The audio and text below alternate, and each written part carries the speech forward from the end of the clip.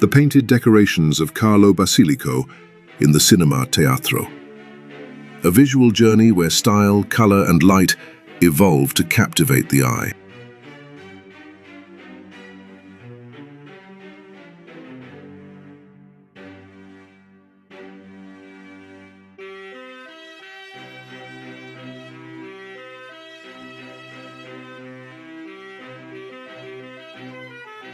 The video conversation is inspired by Claudio Guarda's essay, Carlo Basilico's Painting Interventions in the Cinema Teatro of Chiasso. The images you see are not scientific photos, but essential two-dimensional drawings, testimonies of memory rather than present reality.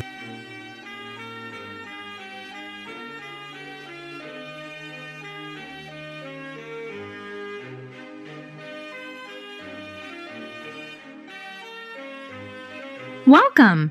Today we're taking you on a tour of this historic landmark to discover its hidden charm, step by step. Imagine yourself in Chiasso in 1935. The Cinema Teatro has just opened, a masterpiece born from the collaboration between architect Americo Marazzi and painter Carlo Basilico. They wanted the architecture and painting to speak to one another, merging into a single immersive experience. Oh, I see. It's what they call a Gesamtkunstwerk, a total work of art where everything fits together perfectly. Looking at the façade now, it feels very classic, almost solemn. What style is this exactly? You're right. Marazzi designed this façade as the theatre's calling card to the city. It's the Novecento style, based on classical monumental shapes.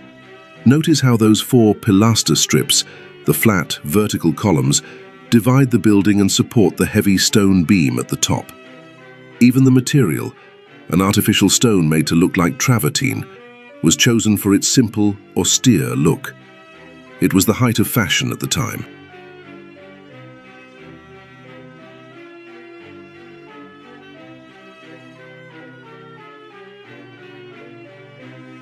But then, looking a bit closer, there are details that aren't austere at all. Look at those colored frames around the windows. Exactly. That is Basilico's creative touch. He softens that stiff classical look with Art Deco elements.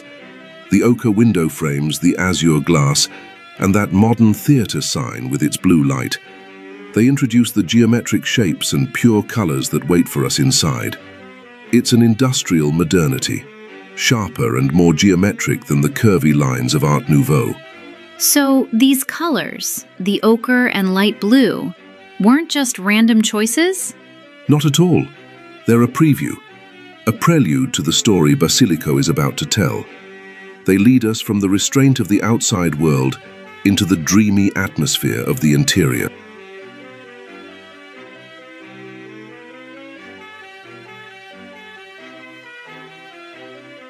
I love that idea. The building is already telling us a story before we even walk through the doors. Precisely. Now imagine it's evening. The sun has set, and we're standing in the square for a moment before the show begins. Taking in the magic of the night.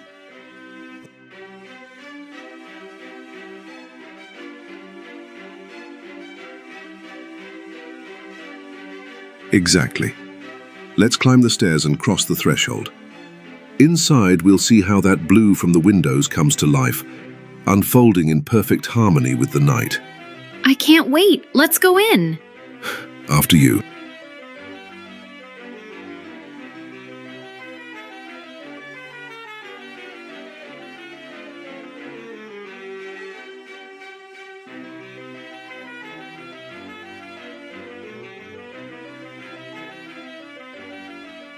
Oh, wow. We're in the entrance hall, but it feels like we've brought the night sky inside with us. That's the intention. Total continuity. We see the same colors again. The beige stone of the floor and a deep, enveloping blue on the walls and ceiling. Notice the beams. They lead your eyes straight to the theater doors, mirrored by those mottled black tiles on the floor. It's like walking along a path of shadows. The floor is fascinating. It's not standard marble, is it? These are marbled cement tiles. It's a clever choice, technically similar to the stone on the façade, creating a harmonious link between the street and the hall.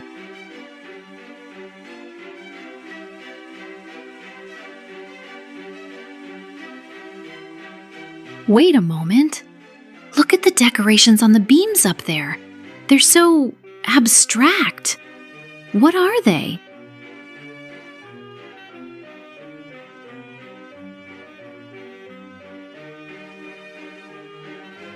This is pure Basilico.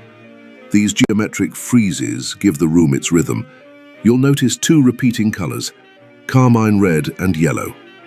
What about that one in the middle? It looks like a tree? It might symbolize a yellow moon shining through stylized branches, lighting our way to the Great Hall. And the other one? Those are golden electrodes. They symbolize tension, the spark between light and shadow, or rationality and imagination. The way they repeat makes the whole room feel like it's vibrating.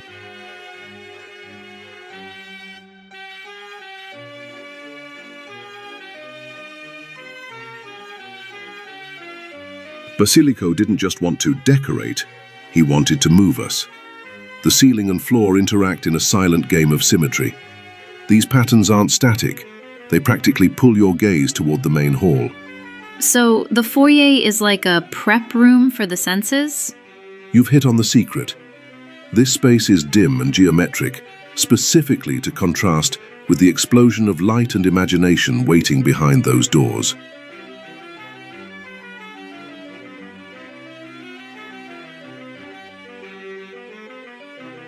Before we go in, look at the stairs in the corner.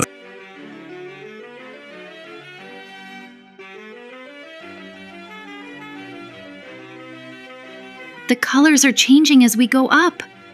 The white walls are glowing under those Art Deco lamps.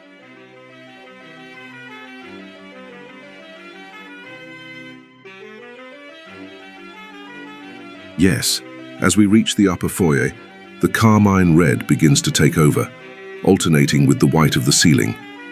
It's a visual climb toward the light. This tour brings us new impressions at every turn. I am curious to see what awaits us in the main hall.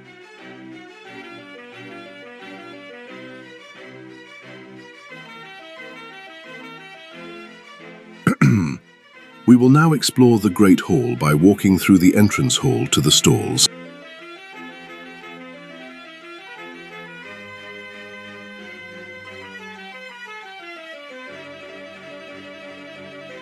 Oh, what an impact!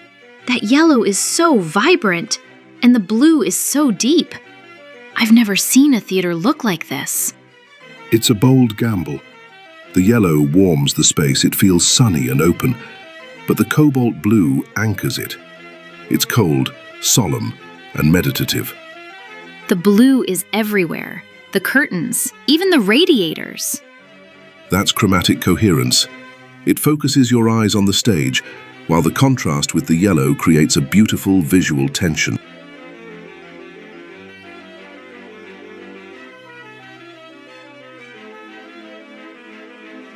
And the dark chocolate brown of the seats, they match the wood of the floor perfectly.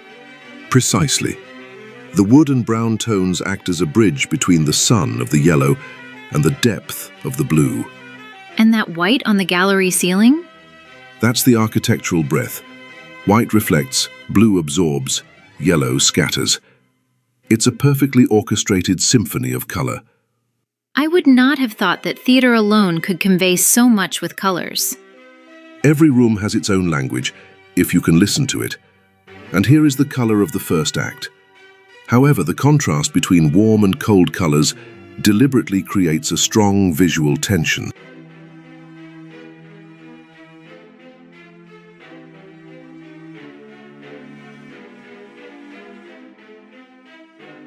A tension that you can feel. But it is interesting that this feeling subsides the more I lift my gaze. Certainly. This tension eases as the gaze wanders towards the gallery in a carefully staged visual sequence. It is truly an upward path. First, the color becomes warmer. The lemon yellow transforms into a warmer, golden hue and softens the atmosphere. It's true. Up there in the gallery, the yellow is much softer.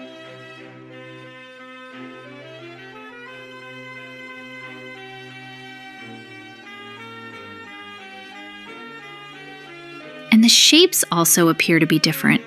These frames around the outputs.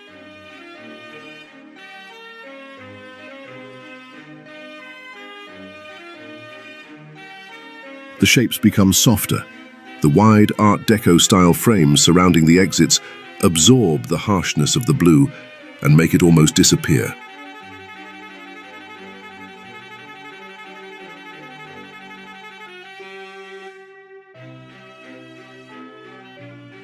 And finally, the third and most fascinating step, the color moves. Is it moving? To what extent? Now look at the gallery walls. Those sharp contrasts from downstairs are melting away. The three primary colors, yellow, red, and blue, are merging into soft bands. They rise like a vague rainbow, becoming lighter and airier until they dissolve into a warm, diffuse glow.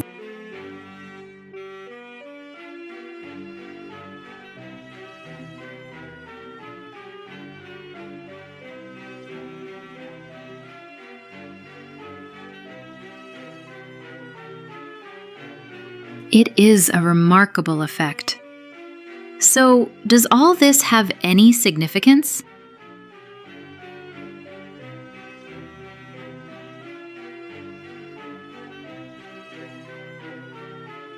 It's a symbolic journey.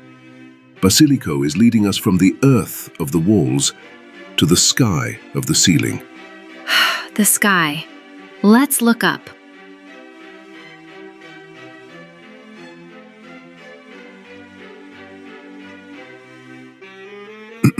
Right.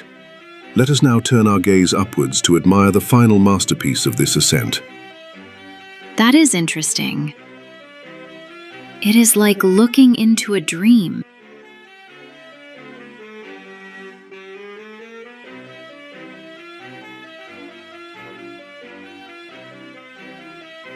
This is the masterpiece.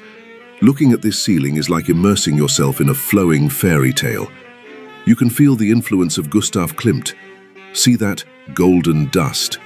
It makes the surface vibrate with spirals and stylized figures. It's like a heavenly garden, a galaxy of flowers and stars leading us toward the stage.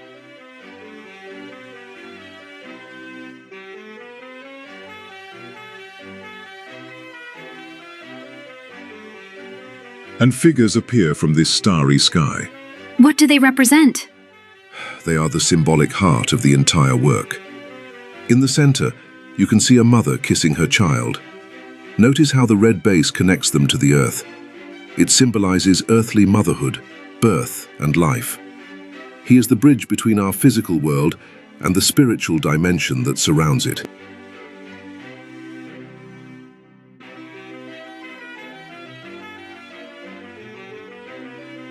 And these rather ethereal figures on the sides? These are two almost incorporeal female busts with blue halos. They represent the muses, the heavenly guides. They float, a sign of transcendence, and it seems as if they are bringing two staves as a gift.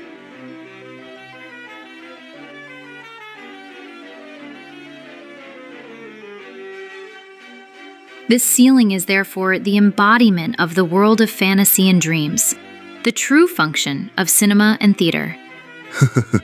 I think you've gotten it exactly right. It is a space in which rationality dissolves into pure visual emotion, a firmament that transports the viewer to another world. But our journey is not over yet. Let us return outside where a final surprising work awaits us, one that expresses itself in a completely different way.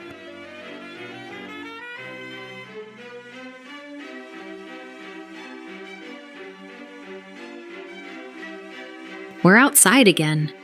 I thought I had already seen everything, but you mentioned there was one last surprise. Yes, exactly. See here, on the outer wall of the stage tower. Basilico creates a work whose function and language are completely different from anything we have seen inside. It is no longer a subjective and immersive experience, but rather a communicative manifesto for the audience, a genuine advertisement for the theatre.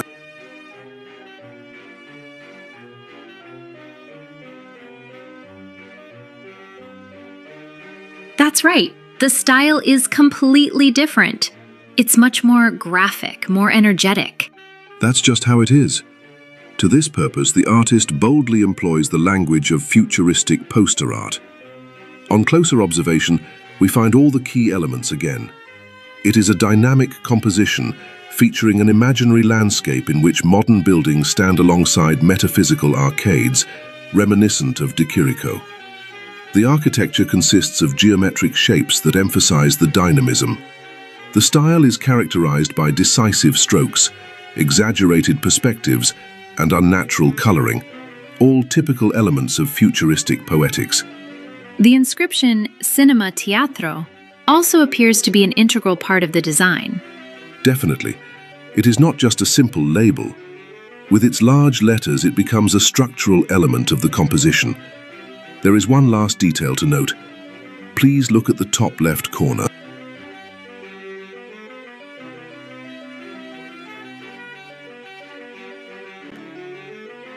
It's an eye, with a kind of flash, like a film camera. That's right.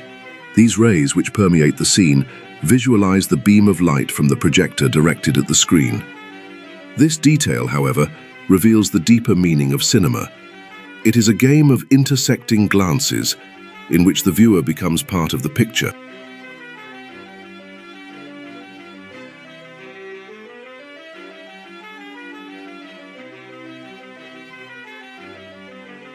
It was a visit full of surprises. From the solemnity of the façade, to the nocturnal darkness of the entrance hall, to the colorful splendor of the Great Hall and the impressive vaulted ceiling, before returning outside to this energetic poster. You got it. Our journey has revealed a cohesive, dynamic, and exceptionally modern art project. In this theatre, we experience the perfect synergy between painting and architecture. Basilico affirms the primacy of color as an instrument that can shape space and harmonize the soul of the observer. He has orchestrated a truly successful dialogue between different artistic movements: Novecento, Art Deco, abstractionism, symbolism, and futurism, all in a single work of art. So, it's not just a building. No, it's much more than that. The Cinema Teatro in Chiasso is an experience that elevates Carlo Basilico from the role of decorative painter to that of a true artistic personality and director of an aesthetic experience. It was a truly enlightening journey. If you are ever in Chiasso, you should not miss the opportunity to visit the Cinema Theater.